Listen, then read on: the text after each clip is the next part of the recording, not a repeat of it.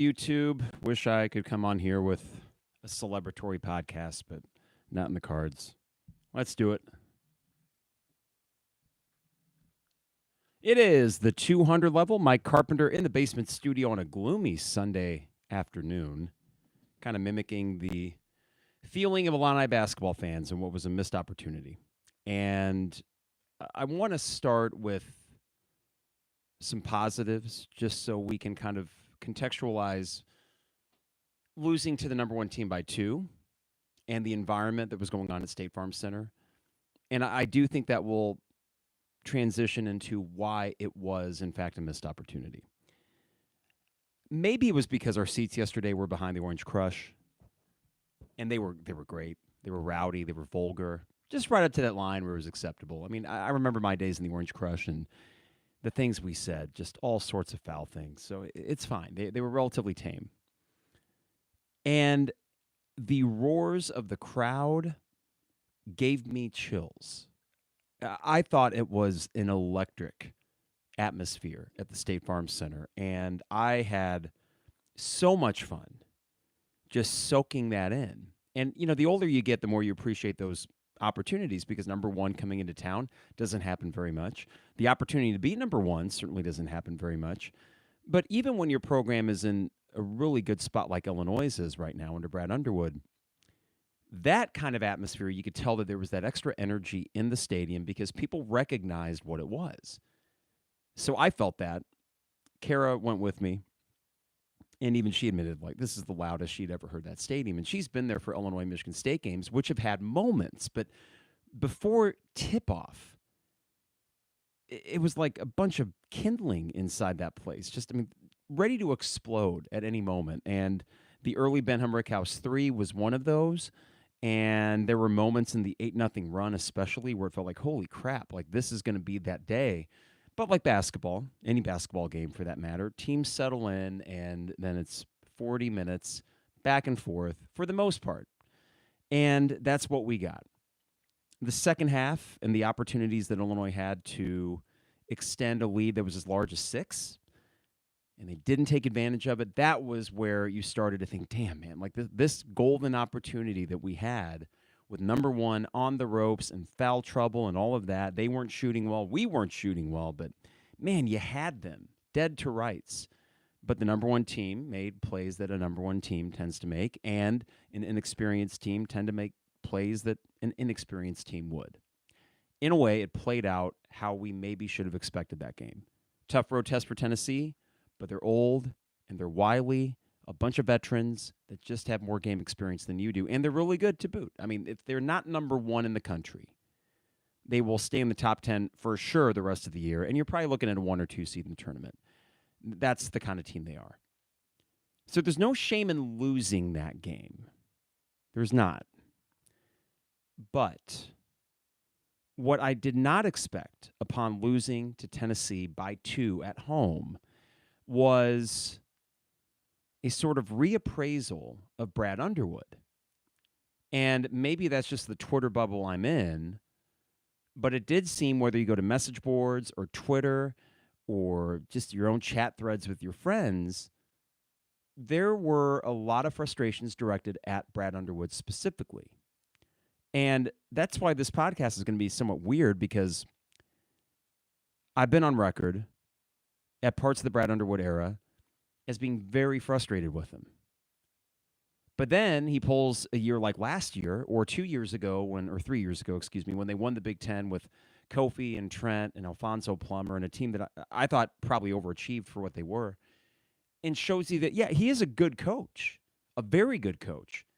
But what happens when you begin to have success, and it's a good problem to have, you start nitpicking the flaws, and there are flaws. And the problem with the flaws of a Brad Underwood is that they reared their head in the Tennessee game, much like they did Northwestern, what would have been 8 days before that. Late game situations, not being quite quick enough on the bench to make those little tweaks that might have pushed your team over the top, and instead kind of let your young and inexperienced, relatively speaking, team just kind of figure it out on their own. Now, that may pay dividends for them in March. It might. I hope it does. I think that the true statement we can all throw out there right now is if they have a run in March, we don't really care about these December disappointments. And that's just the truth. Take a look at Michigan State, and of course Izzo has much better NCAA track record than Brad Underwood. But this November, December gauntlet, how many of those big games did Michigan State win in November and December? To me, it always felt like they entered Big Ten play 9-4. And rarely were they getting those early wins against a Kentucky or a Duke or whoever else they played. It seemed rare, at least in my memory. But I would sit there from afar, and maybe because I've been with my wife now for, well, we started dating coming up 8 years ago, almost 9. And even as I paid closer attention, it felt like, yeah, they're going to struggle in November, December, but they'll figure it out when the time comes. And you have to be honest. Brad Underwood's teams typically figure it out in January and February, and last year was an indication that they, too, can figure it out in March. But as we sit here in mid-December, it's frustrating nonetheless to feel like you had this golden opportunity, and one that would have been a moment, one that would have been in highlight reels for years to come, and you kind of blew it. And I don't think that's unfair to say. Take the other perspective. Take a Tennessee fan. They're waking up today thinking, what a gritty win by our team. Against the odds, foul trouble in the second half, many more fouls called against Tennessee than Illinois in the second half. So we can't complain about officiating in the last 20 minutes of the game. And frankly, even in the first 20, I thought it was an overall terrible officiating performance on both ends. I didn't feel like one team got the edge over the other in the first half. Home team maybe got some in the second. If you're a Tennessee fan, you're waking up today saying our best player, Lanier, fouled out with 4 minutes to go. At which point, Tennessee was trailing. And I forget if it was by 4 or 5. Maybe just 3 at that point. But regardless, Illinois was leading at that moment with 4 to go or just under 4. Lanier fouls out of the game. And as I texted Trevor and Isaac, you have to win this now. There's no excuse. And you didn't. And worse yet, you were your own worst enemy. Yeah, Tennessee made plays. They did. You made anti-plays. You made bad plays that led to Tennessee plays. 2 bad out of bounds. Going, 1 for 2, 2 for 4 from the line down the stretch. Though, really, can you complain about free throw shooting when Illinois was so good from the line yesterday? That gave them such an advantage throughout the game. But we can focus on the last few minutes. Really, I think the biggest frustration that fans have directed towards Brad Underwood is throughout the game. And to me, it really boils down to personnel and the decisions that he made, where a possession here and a possession there, even if it's 4 minutes into the second half, still make a difference. Those 2 points you could have had earlier in the game would have made a difference. But this is where the seesaw goes back and forth. Is it fair to say that Illinois' players missed way too many point-blank shots again? Yes, that is fair to say. That's not on Brad Underwood. The looks were there, not as much as previous games, and you can thank Tennessee and their amazing defense for that because it was just relentless. But you had layups that you missed.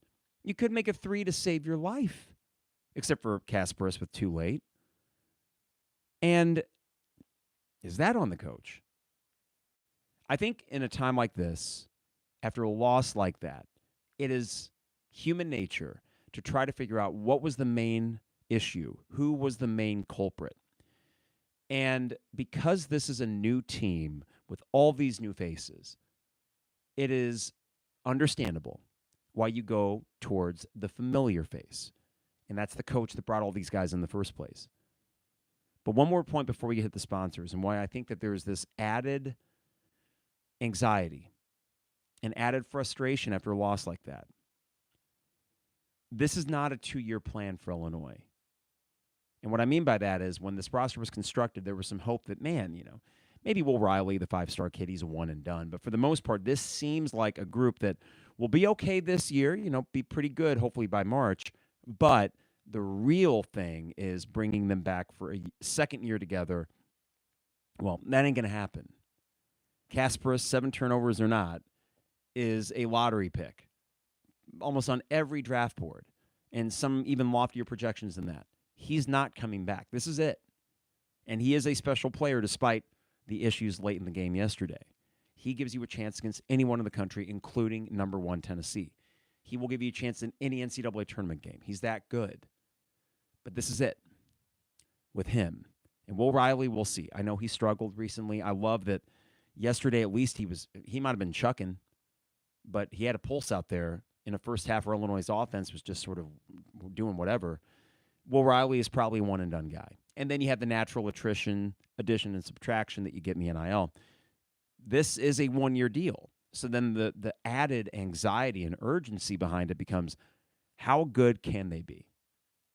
I think the answer is still really, really good.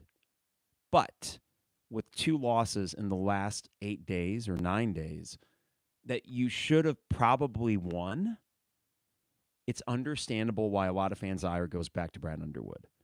And we'll talk about why that is and why, in some cases, it's justified. But also balance that with, wait a second.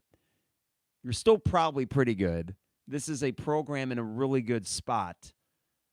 Where do we find that middle ground where we can acknowledge how far Illinois basketball has come under Brad Underwood, but also acknowledge that maybe there are some issues that will kind of perpetually happen under his watch? I mean, that's a possibility.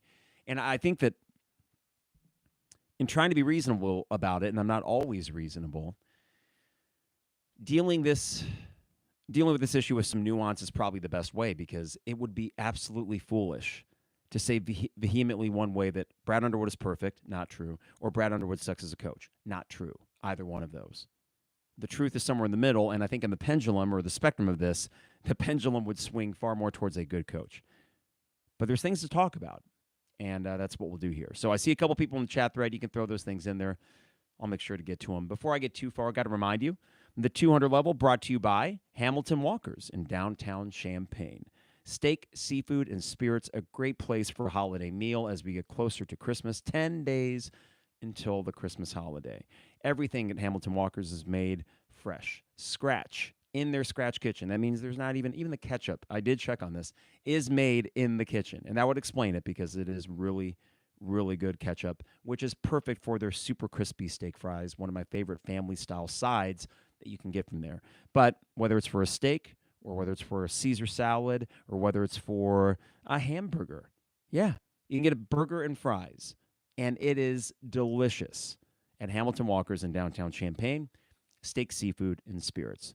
State Farm agent Brian Hansen, online at brianismyguy.com. For life, auto, home, business, renters, you name it, Brian is my guy, and he could be your guy as well at brianismyguy.com.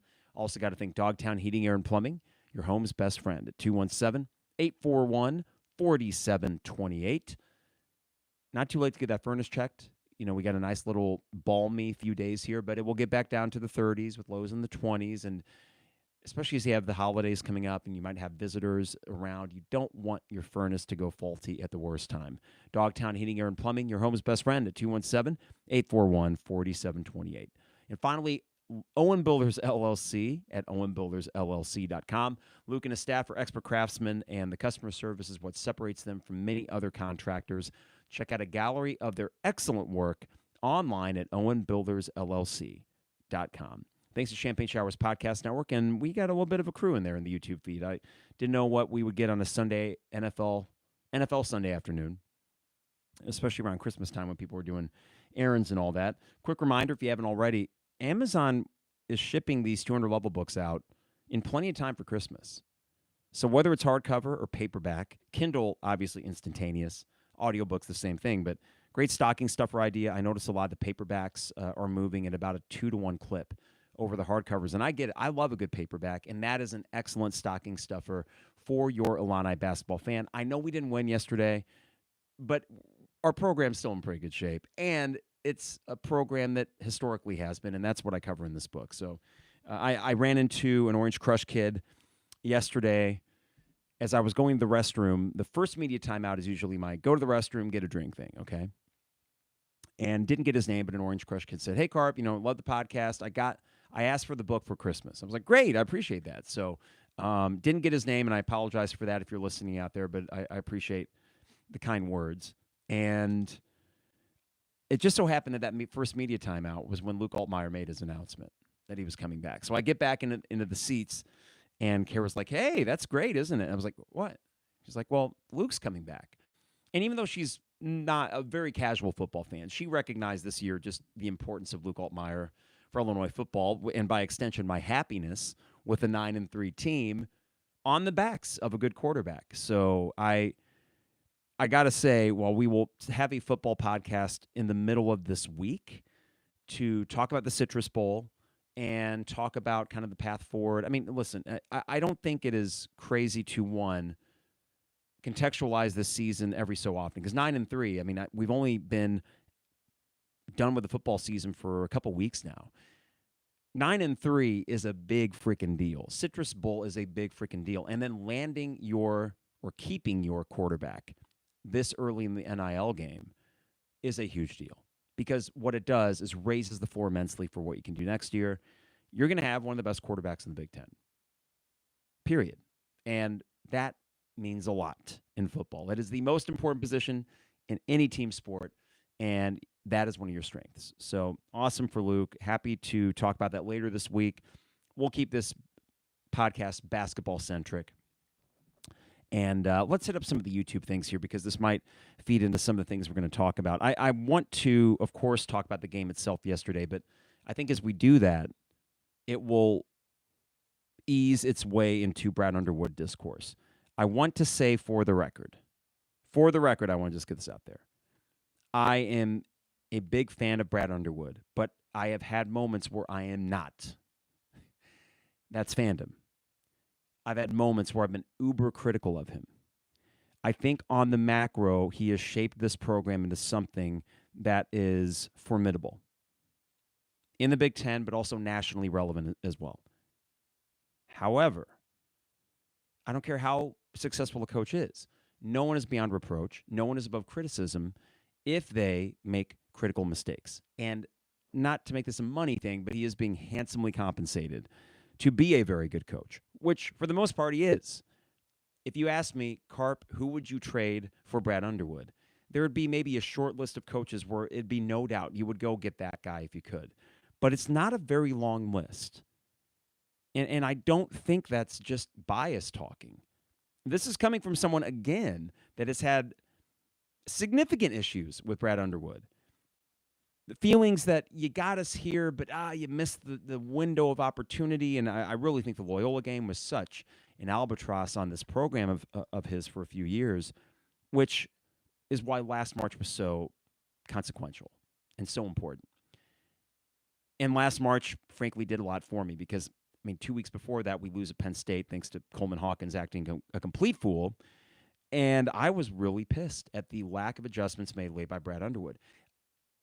Yesterday, depending on when I think about it, when it pops up in my mind, I can be a little bit pissed about that too. But I don't think it overall changes the fact that macro, you got a really good coach. Micro, it can leave you wanting. So that's sort of my overall view of Brad Underwood. Macro, great. Micro, there's some questions. Before I get off that, though, I do want to say that overall, I think they come into games with fairly sound game plans. But the thing about basketball and why I love basketball, it's just it's like an amoeba. Just constantly, games are changing shape and pace. And, yesterday was frankly a peculiar game. The first half was a little bit difficult to stay engaged with because of all the foul calls. But, it's just these 40 minutes. Every 4-minute period is like its own miniature game. And along the way, you need to make those adjustments based on how individuals are playing or the matchups. And I don't think he did a great job of that yesterday. So the more I think about it, the more I am frustrated with how he coached. But let's get to some of what you guys are saying, because, man, we got a lot already here in the chat thread. All right, from Smitty. I have 2 coaching issues with this game. Those out-of-bounds plays and choosing not to play Morez Johnson Jr. more. Ben can't shoot, rebound, or guard. Smitty, I started with this because I wanted to get to the Benham Rickhouse discourse early. And Aaron, I see you. Delectable Danny Pinaturo, I got you. I'll get you here in a bit. Seth as well. All right. The Benham Rickhouse dilemma, which to me is not a huge dilemma. It's, I think, a fairly easy solution to all this, is hurting this team. And I appreciate Brad's willingness to go to bat for Ben. And I do think there can be a game, and it might be against Missouri in bragging rights, where he just snaps out of it and he hits 5 threes. It could happen. I thought Ben had a little bit more bounce in his step offensively. There were certain plays where he was working on the perimeter and he was moving around screens, just kind of, I just saw more urgency from him to get from one spot to the next. And at the same time, it didn't feel like he was forcing that. It didn't feel like his shots yesterday actually were even forced. He just only made one of them. And then the dunk, which was fantastic. But the problem with Benham Rickhouse, shooting's one thing. I can get over that. He had a bad shooting night. It happens. Alfonso Plummer had bad shooting nights. He does not rebound. Notice I didn't say defend. He's not a good defender. We know that. I thought yesterday actually wasn't terrible defensively. But he is a minus rebounder to the point where he gave Tennessee other possessions for his simple inability to corral the damn ball. Those are the kinds of plays that lose you those games. And he's not alone. Illinois as a team did not rebound as well as they should have. But if you need a 6'8" guy, or taller maybe, to grab a crucial board, it will not be him. It won't be.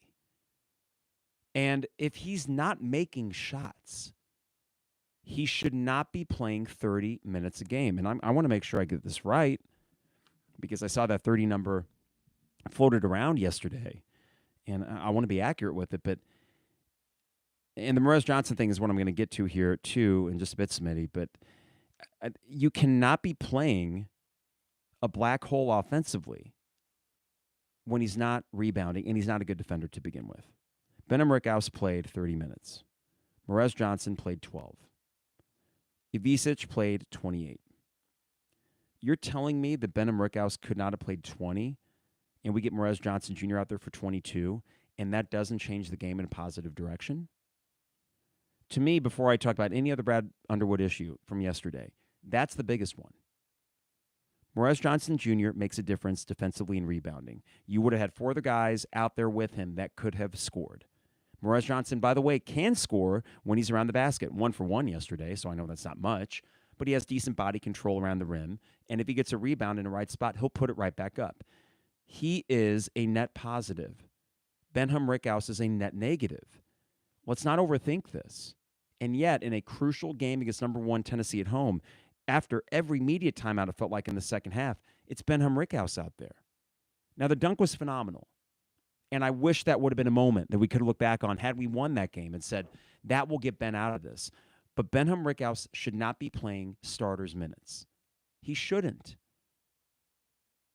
That's not to say he doesn't have a role on this team. But I'm thinking, give the guy a break. I heard Jeremy and Derek talking about this after the Wisconsin game, and I think Jeremy made reference to the Northwestern game, how, leaving Ben out there almost felt unfair for Ben. Give the kid a kid. He's early 20s. He's a fifth-year senior, I think. Give him a break. He's not right offensively. Let him just ease into it a little bit, coming off the bench and being a sharpshooter. But right now, you're saying you're a starter. You're one of our 5 best, at the expense of Morez Johnson, who played 12 minutes, and Will Riley, who played 20. And I know he didn't shoot well from the field, but he goes 8 of 9 from the free throw line. He can draw fouls. He can make things happen. Benham Rickhouse is not doing those things right now. So while I don't want to belabor the point, if you were to say, Carp, what was the biggest single reason you lost yesterday? It was Brad Underwood continuing to insist on playing Benham Rickhouse instead of trying Morez Johnson Jr. or playing Will Riley even more. Your best lineups were with either one of those guys. Now with Benham Rickhouse. So yeah, that's not a minor frustration though. That's a big freaking deal. And was this a bad evaluation? I mean, we're 10 games into the season. When has Benham Rickhouse truly impressed you or made you think, damn, like this guy's going to be a key cog this year?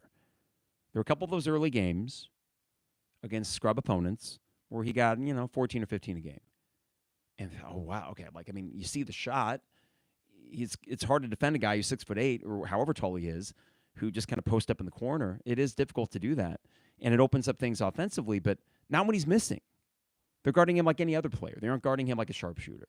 So therefore, that negates whatever plan you had going in. And while Brad Underwood has been good about adjusting the macro plans, if he is so fixated on this idea that we're a three-point shooting team, which to this point of the season, we're not great at that, then you're going to continue to see Benham Rickhouse a lot. And if I'm at bragging rights, and that game is not going in a direction where Benham Rickhouse should be out there for 30 minutes, I'm going to be absolutely beside myself if he plays 30 minutes and has the same production.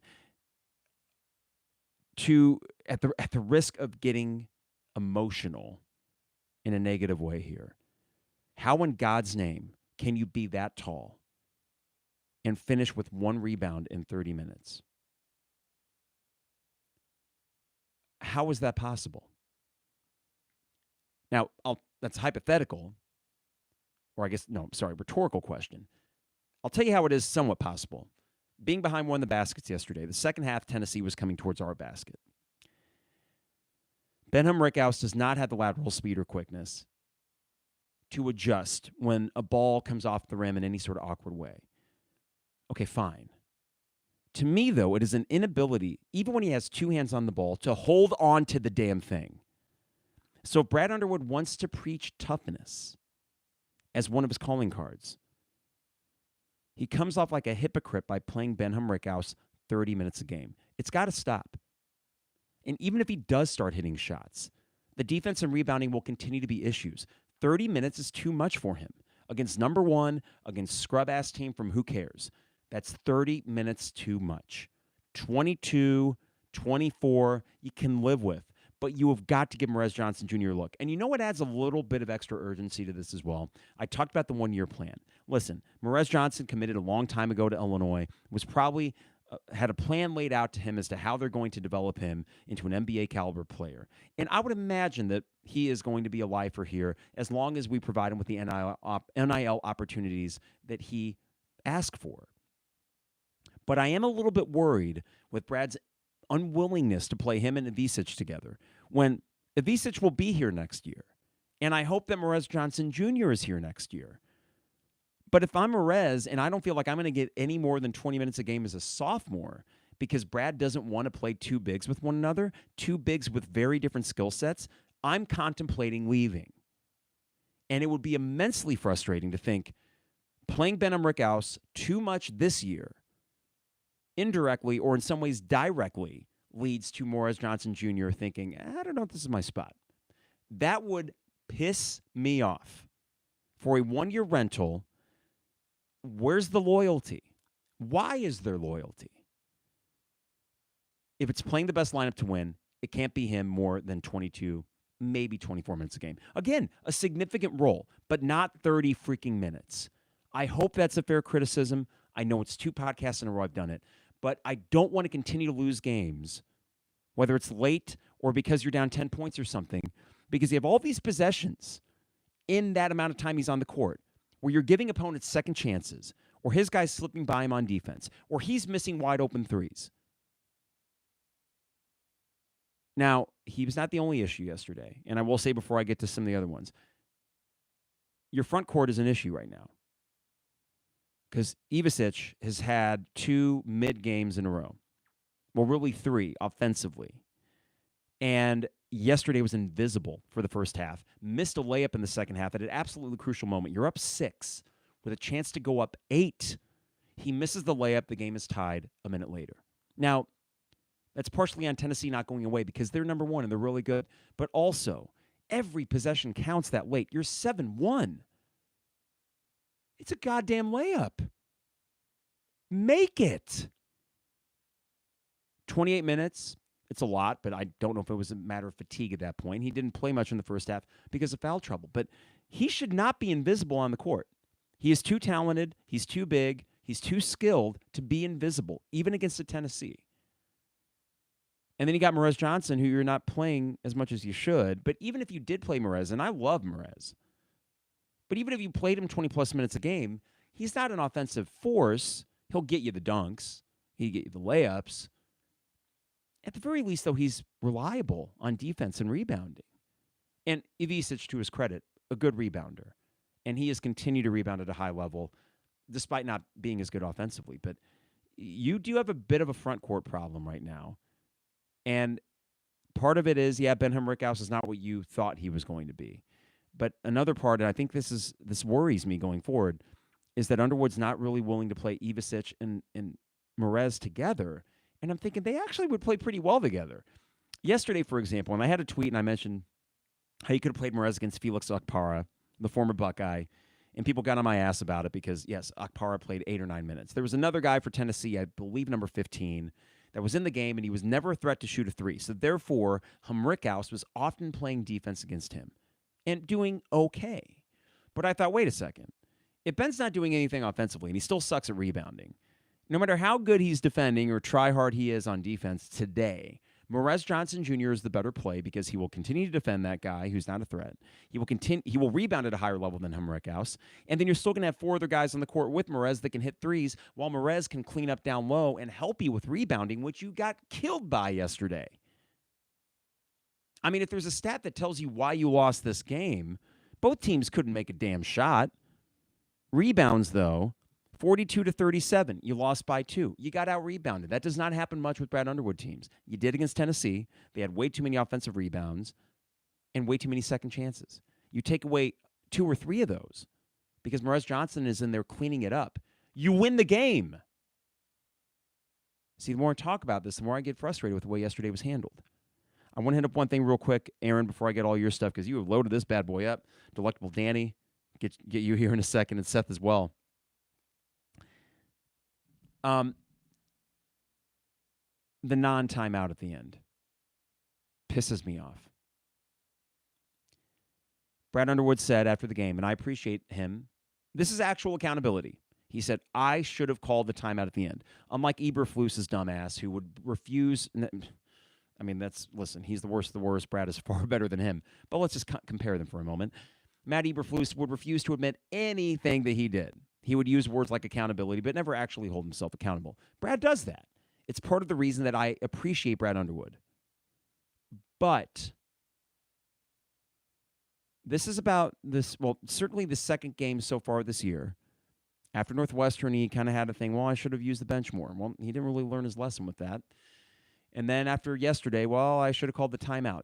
That needs to be a decision made before you ever get in that moment. End of game situations, you need to have an index card or just something burned into your mind that if it is a tie game and the other team gets the last possession, we're calling a timeout to set the defense. That's not a make that decision in real-time moment.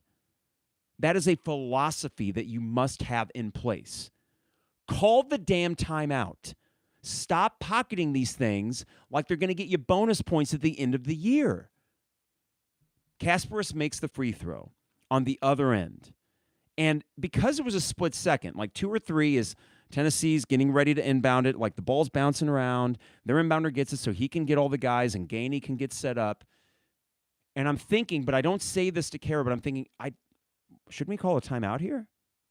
You made the free throw, call the timeout. Set the defense. Force them to shoot a long 3 by defending that first half of the court.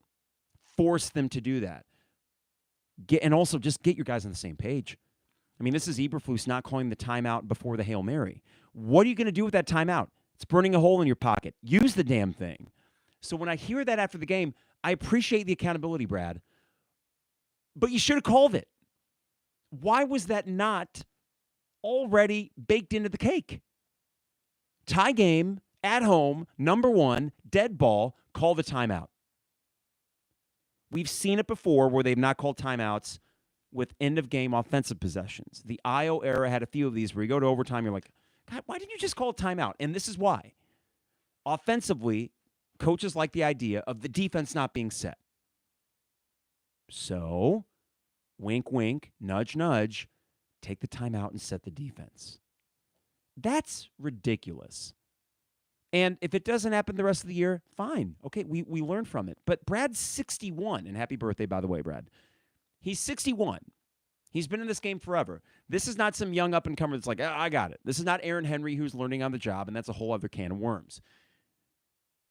This is a guy that's been coaching for a long time.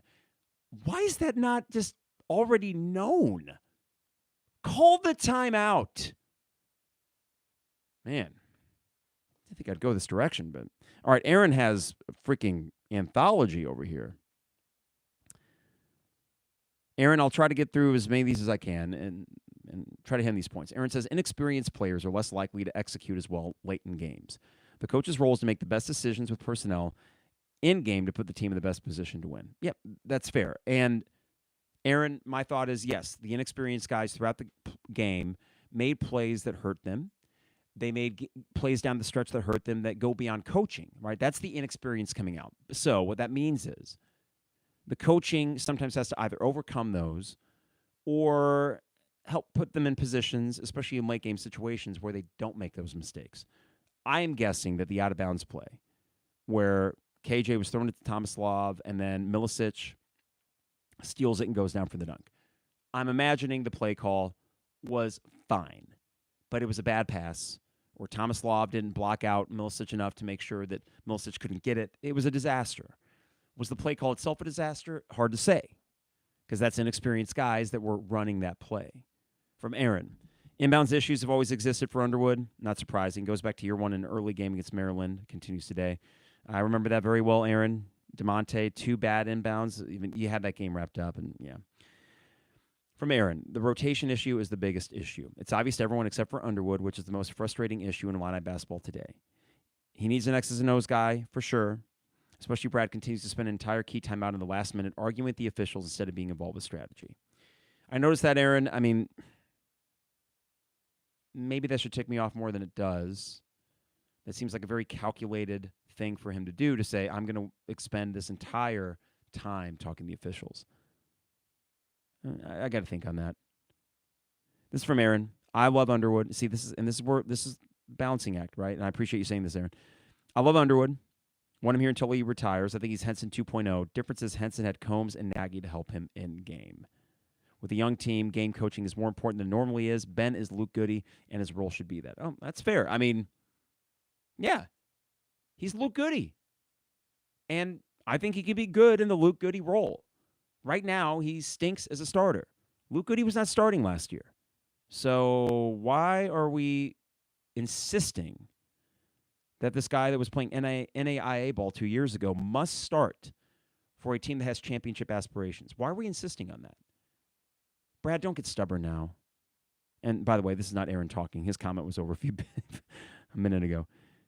Don't get stubborn now, Brad. Part of what makes Brad an effective coach and why we like him the way we do is because he has been malleable and flexible in a way that other coaches are not. Yes, he can be stubborn, but usually when in time, he's like, hey, okay, it ain't working. Let's pivot. I just hope he doesn't wait too long on that. All right, a few other things here. This is from the delectable Danny Pinaturo. And he was the one who mentions maybe Brad needs an X's and O's coach to help him, more so than, I don't know, his son. It's funny, Danny, because I think Tyler is probably a bright basketball mind. And in my dreams, and I know this might sound ludicrous, I'm not usually one for nepotism, but if you were to tell me that Tyler Underwood is some coaching savant, and he is learning on the job, and then in 8 years, Brad's like, all right, I'm good. I'm out of here. Tyler's going to take the reins. If you were to tell me it was as easy as just like going to the heir apparent and then Illinois basketball can keep on chugging, I'd love to do that. I think Tyler probably is a smart guy based on what a lot of the people around the program have said about his role as the guy kind of designing the offense. So Tyler doesn't bother me. There'd be other moments of nepotism that would. You know, like Lovie Smith's son, who was the linebackers coach. But when you win like Brad does, you get a little bit more leeway. It's fair for people to wonder, okay, really, his son, coach? It just seems, though, like for the most part, he's pretty respected, Tyler, that is, for his role on the team. But all that said, Orlando Antigua is not here for his X's and O's. He's here to get the Jimmies and Joes. Jeff Alexander, the European X's and O's guy, someone remind me in the chat thread, who's the third assistant's name? I forget. They promoted a guy just for the year, I'm sure. Tim Anderson was not an X's and O's guy either. Stephen Gentry was. Go get that. NIL and Underwood and Antigua and Jeff Alexander for Europe are fine for recruiting. Go get an X's and O's guy. Other than Tyler, yeah. Because Tyler should not get promoted yet. He won't get promoted yet. So you got that third assistant role. Use it on a guy that actually knows his stuff. All right, what else do we got here from Seth? Brad got outcoached by Chris Collins with 0 pros on his roster and was controlled the whole game just like yesterday and crapped the bed with the chips on the line. I had a thought, Seth. If you beat Northwestern, yesterday doesn't bother me nearly as much. You know, but it's the trend, 2 games of the last 3, where you blow it late. You had no excuse to lose to Northwestern. Guess what? They didn't magically pop up the KenPom ratings or the net rankings. They're still mediocre. They got a few good pieces, but they're still mediocre. They'll sniff the bubble, right? But stop losing to them. That is getting a little bit grating. It is. Another thing too, Seth, what I think this game did, losing to Tennessee the way that you did, boy, you better beat Missouri.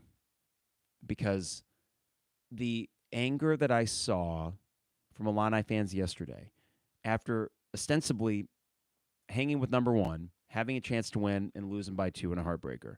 Okay, that all in a vacuum is not that bad. If you lose 3 out of 4, Northwestern, Tennessee, Missouri, and let's say Missouri, you're leading and you lose it in a similar fashion, people will be freaking pissed off.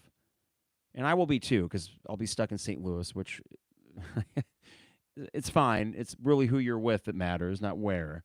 And me and some guys that are going down there, we're going to have to find things to do and quickly to not be super pissed off about potentially losing to Missouri. Now, I do think that the Wisconsin game showed us this team is responsive. I really think even yesterday, too, there are positives to take away from it. It was a messy game, yet I thought Illinois played their ass off. And I thought the defense is still very promising. Yes, there are moments where they didn't grab a rebound or something. There was obviously the last play of the game, but the number 1 team is 68 points or 66. That's a pretty good defense. KenPom likes your defense. Metrics like your defense. The eye test. The defense, I thought was going to be a major issue this year. I don't think it is, because your backcourt, including KJ, is pretty good at it, and Ivisic can hold his own. It's that 4th spot that's sort of the wild card there. But yeah, there's positives to take from yesterday, and there's also the notion that this team is still playing their 10th game together, and they can get better. So, it's that balancing act where if Brad Underwood were to listen to this, and why would he? I hope he wouldn't, because he's got bigger fish to fry. But if he would, I would like to remind him, hey, all those frustrations I had, and there were a few, and they were big frustrations, does not negate the fact that this can't all work when all is said and done. And that I think Illini fans this year more than ever are willing to say, hey, listen, we don't need a Big Ten title. We don't need banners necessarily this year, but just be at the right spot come March. Like, let's see if we can do that thing where we're doing the long play for this team. The long play being like whatever happens in December and parts of January, it's really about peaking as you get into February and especially at March. And I still think that's a distinct possibility. But you are still, it's 10 games in the season, right? Well, you're only 10 games in the season. You could flip that and say, hey, you're already 10 games into the season. And you see these guys day in, day out of practice. start making the adjustments needed so that the next 10 games and then the third set of 10 games are increasingly better than what we've already seen, which is moments of really good basketball, but also some moments of frustrating lapses that have led to a blowout loss to Alabama. And hey, it is what it is. And then you also have, of course, the two late game. Can we say collapses? You weren't up by, well, Northwestern was more of a collapse, I felt like. I mean, come on. You were up 10 in the second half. Win that damn game. They aren't that good. You make them look pretty good, but they are not that damn good. Yesterday, though, there are still positives to take from it. That's what's just, that's sports, right? That's sports talk. There's some good. There's some bad. What's the ultimate takeaway? I think the ultimate takeaway is left to be understood. I mean, the Missouri game to me is going to be very telling. And they got to come out guns blazing. Like, I got to see that team coming out and kicking some ass. Doesn't mean they need to actually win by a huge margin against Missouri because it will be a tough game. But just to give you a little bit of example, like, Ken Pom, by the way, does like you to beat Missouri by 5 on a neutral court. You just played the number one defense in the country, and they look like the number one defense in the country. Missouri, by comparison, has the 83rd best defense in the country. They aren't great at defense. So that means your shots should fall a little bit better. If your defense continues to play at the level that it has, you should be fine there too. I mean, I think that's all fair, isn't it? And by the way, Tennessee's offense is still quite a lot better than Missouri. So if we're just doing, I know the transitive property game is dangerous, but you should beat Missouri. I think to me, though, because there has been this thing with Brad Underwood, he's 3-4 in the bragging rights games. He won the first one. And then he also won the, let's see here, the last two, right? No. 2 of the last 3 in blowout fashion.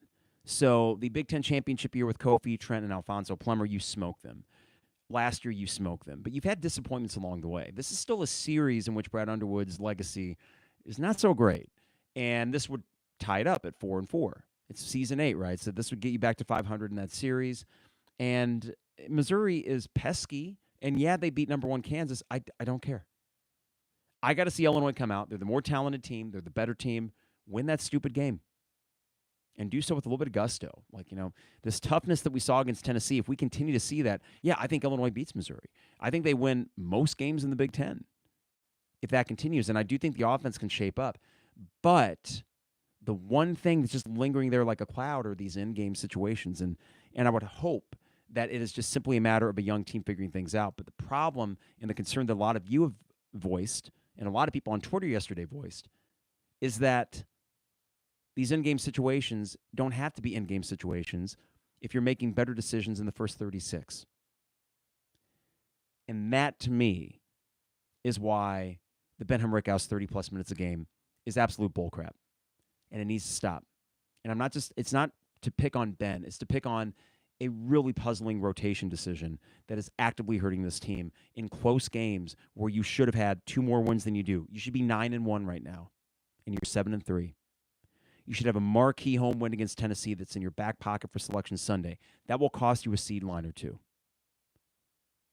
So, no, December does not matter as much. But it took a Herculean effort by last year's team to vault themselves up to a 3. Just late season explosion. Maybe this team does the same thing, but you can still progress and grab wins at the same time. This notion that you only learn through tough losses, we all know is bunk, and I know Underwood knows that's bunk too. So why couldn't we have held on to these 2 games, and at the same time we're progressing all the while? All right, a few more chat things here in the window. From Smitty, on paper, this team should beat Missouri by 10+. I'm from St. Louis. If I have to hear St. Louis sports media slobber after bragging rights, I'm going to puke. Understandable, Smitty. Smitty, if you're still there, let me know if there's a particular matchup you think that we can exploit, because I've not seen a lick of Missouri this year. On paper, it doesn't look like they have a lot of size, and I'm not sure if – I would be concerned, Smitty, let's say, if they had a dynamite dude down low. I just don't know anything about Missouri because I know they have an entirely new roster as well. Seth mentions Jeremiah Thiers, that Brad didn't want him. I think it was more, Seth, that after you got Will Riley, you could not add Jeremiah Thiers to this roster. I will say, though, when it comes to roster construction, It appears Kerry Booth is in the doghouse. He played a minute yesterday. I think it's okay to ask, why was it so certain that Ty Rodgers couldn't play a role on this team? I was willing to go with this idea that, okay, Ty Rodgers doesn't shoot well, so therefore you can't have him on this team. You tell me Ty Rodgers couldn't have helped yesterday? On the boards, at a minimum, defensively? He could have guarded that Mashak guy. If you don't trust Morez Johnson yet to guard an opposing four that can't shoot the three, right, then why not Ty? I mean, that's probably Ty's decision because he was told playing time was going to not be what he thought it was. But I'm sorry, it's just hard for me to imagine that the way this team is playing right now, that Ty couldn't play the role. I know the initial idea was this team was going to score 95 points a game, slight exaggeration, and be shooting 40% from three. That's not happened yet. The good news is this team is finding other ways to score. They are getting better at getting to the rim. They're getting better at drawing fouls. That, to me, all huge positives, and I think the threes will come, and I think they'll come at a higher percentage. But I just wonder if Brad was a little bit too presumptuous about how certain pieces would immediately come in and make a big difference. Kerry Booth, I doubt that they thought he'd be the ninth guy on the team and that Jake Davis would be getting more minutes from him. I mean, Jake Davis, again, all right. You tell me Ty Rodgers wouldn't be better than Jake Davis right now? I mean, really? I just things to think about. And what I hope, because a worst case scenario would be this. I think worst case scenario, this team still makes the tournament because they got dudes, and KJ is a dude, and Will Riley will settle in as a freshman. You're gonna make a tournament, but the worst case scenario would be leaving the program in worse shape than they left it, or than they found it. Excuse me. And what I mean by that is, with all the attrition that you're likely to have, or the key attrition, I should say, with KJ and Will Riley, if you lose Ty Rodgers because you're like, nah, you're not a fit, and then if you lose Morez Johnson because like, well, you can't play with Tommy down low. I mean, yeah, I have no doubt they'll go out and get other guys, but it is possible, even in the NIL portal era, to have your consistent threads and go out and fill in the blanks with studs from Europe or studs from the portal. I don't think it has to be 10 new guys every year. So I just hope that it's not a miscalculation from Brad that comes back to bite him in the butt. From Aaron, Rodgers would help this team. Yes, less shooting on the floor makes it tougher for offense, but if you're taking this many step-back threes, it doesn't matter. Yeah, that's fair, Aaron. I wouldn't disagree with that. So, hey, not all is lost. It was a frustrating finish to what was overall an exciting game. And, but there's questions, and there's frustrations, and I think those are all fair. And the Missouri game looms large now. You got to win it. And I want to see that they want to come out and win it, because there's this thing with Brad that, I always felt like, God, does he even really care about the Missouri game? Because sometimes it felt like his teams did not. This team, to their credit, has not come out looking lackadaisical, really, in any game. I don't think there's ever been a lack of try or want or effort or any of that. That is a little bit the inexperience where they're sloppier than other teams may have been. But they still can make plays, and they still can wow you with, wow, that was a great defensive possession. I saw that plenty yesterday. I think that there is a chance they could come out and kick Missouri's ass if they're playing that level of defense and they're just hitting threes against a not very tough Missouri defense. We shall see. But if they come out and they have another late game blunder that leads to a bragging rights loss, then yeah, it is fair to be worried. And fair to listen, no matter what the team's record is or how good they are, it's always fair to question. That's it. And I don't think there's that many. There are a few, but I don't think there's that many. They're saying Brad Underwood's a crap coach. No, I think the main argument is he's a very good coach overall and a program builder. But boy, these late game things are getting frustrating. I remember plenty of people criticizing Lou Henson back in the day, or even after the fact, hearing about how in the 80s, and you look at those media guides and all the success he had in the 80s, and people always felt like, man, Lou just can't get over the hump in the tournament. And that wasn't necessarily wrong. He had the Elite Eight, and he had a Final Four. But other than that, there were some disappointments along the way, and that it was still fair back in the 80s to criticize Lou. He would have gotten a heaping plate of, of criticism back in the 80s if Twitter had existed. He would have gotten that same amount that Brad Underwood's getting right now. I think that tells you your program is in good shape because you would even compare the two, Lou Henson and Brad Underwood. And I think it's a fair comparison. But can't we tighten certain things up?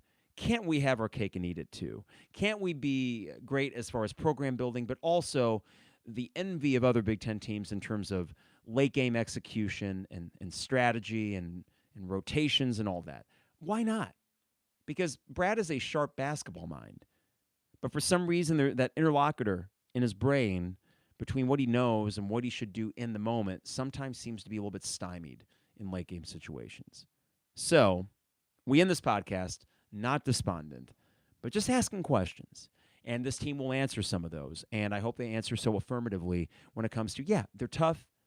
They are young, but they're really talented, and they can get better. I had a lot of fun watching these guys yesterday.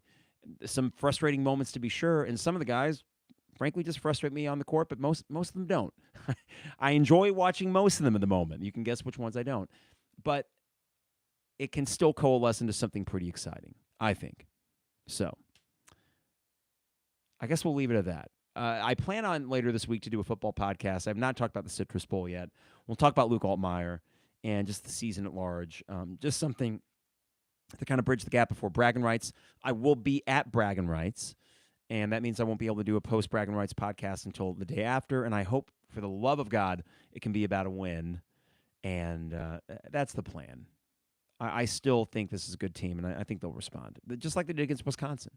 And if they play against Missouri the way they played against Wisconsin, they get the win. I have very little doubts about that. All right, before I get out of here, Hamilton Walkers in downtown Champaign, steak, seafood, and spirits.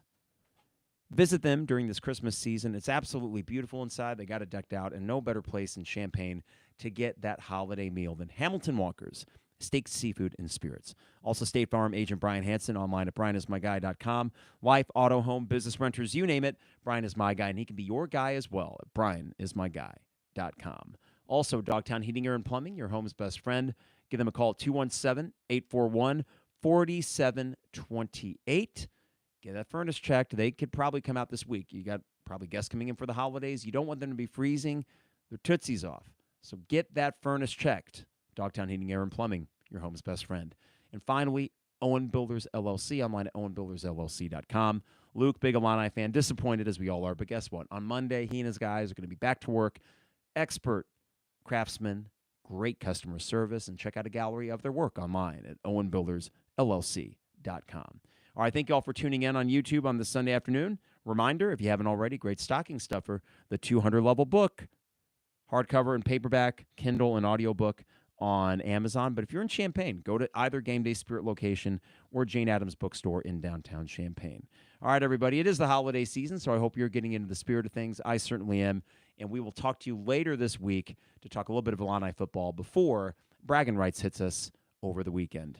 Take care, everybody. It is the 200 level. Thanks, YouTube, for coming in on this dreary Sunday afternoon. Have a good rest of your weekend.